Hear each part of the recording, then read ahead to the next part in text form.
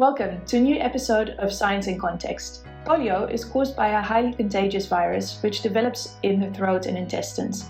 It can affect the nervous system and cause paralysis. I'm Sabine, and ahead of World Polio Day, I speak with Dr Isobel Blake. Isobel, following reports of polio transmission in London, a booster vaccination campaign is being rolled out. Can you explain a bit more? So poliovirus has been detected in sewage in London and it's linked to circulation in New York, which has resulted in one case of paralysis. The booster dose in London is needed to prevent paralysis cases, firstly because vaccination coverage is not as high as it should be, it's below the national average, and secondly UKHSA reports that immunity from the inactivated polio vaccine given to babies is lower in those whose mothers were routinely given the vaccine in pregnancy. Therefore, there's a blanket recommendation for children aged 1 to 9 in affected London boroughs to have a booster dose. What are the biggest challenges to eradicate polio?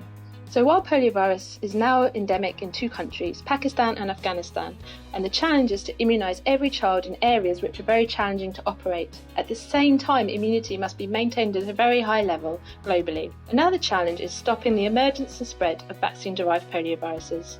The fact that endemic wild poliovirus circulation is restricted to 2 countries is through the oral polio vaccine.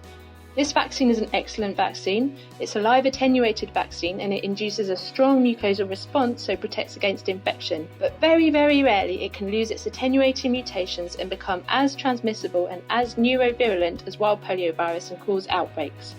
And there are currently multiple outbreaks ongoing in several countries. A new vaccine has been developed to help prevent these outbreaks, the novel oral polio vaccine, and this vaccine has been engineered to be more stable, and over 100 million doses have been administered since 2021.